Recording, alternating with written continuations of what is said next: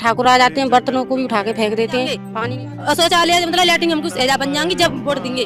उस वक्त सरकारों में बैठे ठाकुर ये सुनिश्चित कर रहे होंगे कि खत्म कर दिया जाए ये आरक्षण। सुबह सुबह मैं माँ के साथ जल्दी निकल जाती हूँ क्योंकि रोशनी होने पर लड़के मंडराने लगते हैं। सवाल ये उठता है कि क्या ब्राह्मण, ठाकुर और वैश्य समाज को यह मलमूत्र अपने हाथों से साफ करने का काम नहीं दिया जाना चाहिए? किशन लाल और उन तमाम आवारा चीखों को इकट्ठा करेंगे, साहेब इस मसले की छाती पर इनकलाब लिखेंगे।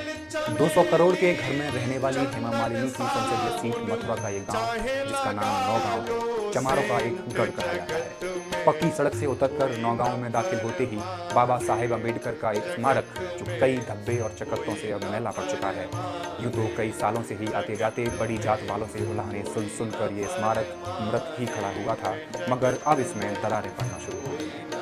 अब बस किसी भी वक्त कोई भगवा आंधी आती होगी जो इस स्मारक को नेस्तनाबूद कर गांव में दाखिल हो जाएगी और किसी ठाकुर के चबूतरे से एक ऐलान कर देगी निष्कासन का, और निष्कासन जमात। ज्ञान देवी कहती है, हम रोज सुबह 4 बजे उठते हैं, कलसा लेकर घर से 3 किलोमीटर दूर नल तक जाते हैं। यूं तो हम कोशिश करते हैं कि सबसे पहले पहुंचकर जल्दी से पानी लेकर अपने घर लौटें, लेकिन हमेशा ऐसा नहीं हो पाता।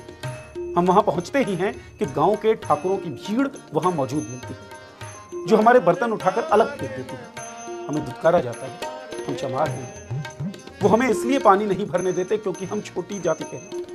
हमारे यहाँ जो पानी आता है वो इतना खारा होता है जिसे हम खाने या पीने में इस्तेमाल नहीं कर सकते। ठाकुर कहते हैं, ये नल हमारा है, यहाँ बस हम ही पानी भर सकते हैं, तुम अपना इंतजाम खुद करो।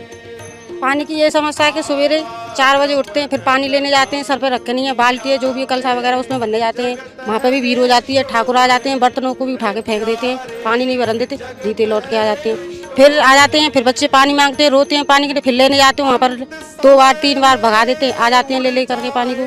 जब बच्चे पानी पीते हैं नहीं भरन देते हैं तो फिर प्यासे रहते हैं, खारा फारा पानी पिलाना पड़ता है बच्चों को। दूर यहाँ से कम ऐसा हो 3 किलोमीटर दूर।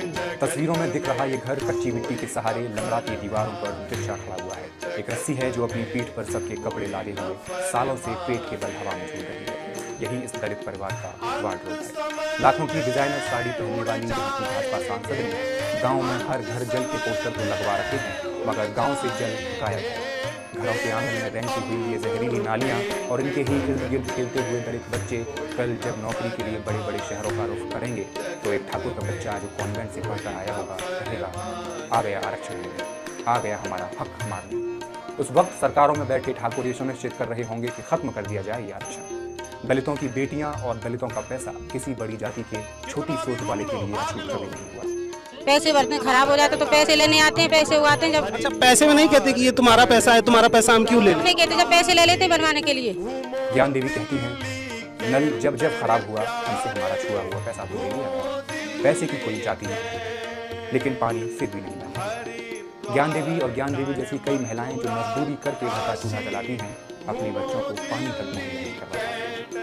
उनकी वजह ये है कि जो कहते हैं हमारे तुम चमार हैं, तुम ये हैं, हमारे खेचू पे क्यों आते हैं पानी भरने, हमारी जगहों में लगाए क्यों आते हैं इसको पानी भरने के लिए। आपने अपने जैसा है आपका ऐसा पियो तुम, हमारे यहाँ पर क्यों आते हैं पानी। नौगांव के महिलाओं को शौच के लिए आज भी खेतों में जाना पड़ता है। बहुत जब देंगे हम, जब हमको पानी की सुविधा आ जाएगी और जब महका जो मतलब नाली सफा करिए तो आदमी लग जाएंगे और शौचालय मतलब लैट्रिन हमको ऐजा बन जाएंगी जब वोट देंगे। लैट्रिन नहीं बनी अभी गाँव? नहीं बनी है गाँव में, बहुत परेशानी आ रही है महका जे। और खेतन में जाएंगे लैट्रिन करिए तो खेतन वाले मार पीट के भगा देते हैं बच्चों को। यहाँ तो बोर्ड पे लिखा है हर घर जल, किसी ने लिखवाया है सबको जल लेके जा पर हम कहा व्यवस्था नहीं है। जुलाई 2022 में WHO और यूनिसेफ ने एक रिपोर्ट दी। इस रिपोर्ट के अनुसार 2022 में भी भारत की 17% ग्रामीण आबादी खुले में शौच करती है। दुनिया भर में 1 अरब लोग शौच के लिए खेतों में जाते हैं। इनमें से करीब 60% लोग भारत में रहते हैं। इसी गांव में रह रही एक किशोरी बताती है, हमारे यहाँ शौचालय नहीं है, हमें शर्म आती है। सुबह सुबह मैं माँ के साथ जल्दी निकल जाती हूँ क्योंकि रोशनी होने पर लड़के मंडराने लगते हैं। शर्म और संकोच के चलते वहाँ महिलाएं तड़के सुबह और देर शाम ही खेत जाती हैं। मानो यह समय उनके लिए आरक्षित है। दिन के 14-15 घंटे शौचालय की सुविधा का न होना तकलीफ देह हो सकता है। बहुत पूछने पर महिलाएं बताती हैं कि अक्सर घर में एक तसला इस्तेमाल करती है ताकि लड़कियों को दिन में खेत ना जाना पड़े। बार बार इस्तेमाल से तसला गंदा हो जाता है तो उसे जल्द फेंक दिया जाता है। भारत में शौच के लिए खेतों की ओर जा रही औरतों के रेप और कत्ल की कई वारदातें हुई। महज शौचालय जाना एक लड़की के लिए कितना घातक हो सकता है, यह तब सामने आया जब बदायूं में एक रात को खेत गई 2 लड़कियों का कथित सामूहिक बलात्कार और हत्या करके उन्हें पेड़ से लटका दिया।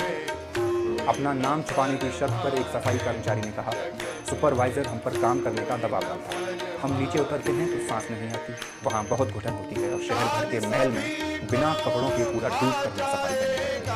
हमें न ऑक्सीजन दी जाती है, न मास्क, न ग्लव्स और न ही बूट। 30 साल बीते, कोर्ट ने भारत में हाथ से मैला ढोने की प्रथा को प्रतिबंधित किया हुआ है, लेकिन ब्राह्मणवादी विचारधारा वाले इस पितृसत्तात्मक समाज में आज भी दलित और इनमें भी जाटव और वाल्मीकि समाज के लोगों को अपनी जान जोखिम में डालकर जमीन के नीचे बह रहा पूरे शहर का मलमूत्र अपने हाथ से साफ करना पड़ रहा है। ऐसे सफाई कर्मचारियों को मैनुअल स्कैवेंजर्स कहा जाता है।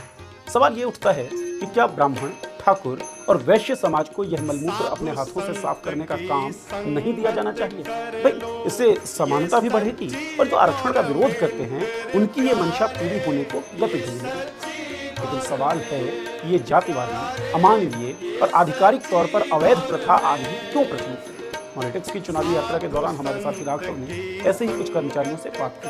आप भी सुनिए। हम चाहते हैं कि उनसे एक रिक्वेस्ट है कि कर्मचारियों के खाते में उनका औजार का पैसा दिया जाए और पुरानी पेंशन हम लोगों की एक बुढ़ापे की जो लाठी है उसको जरूर दिया जाए।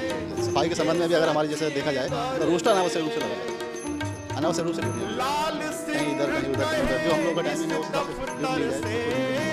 समस्या है हर प्रकार की है। जैसे कि मान लीजिए हमारा रहता है, वैसे तो हमारा 45 समय पहले मिल जाना चाहिए, लेकिन किसी कारणवश नहीं मिल पाता था, कभी साथ हो जाता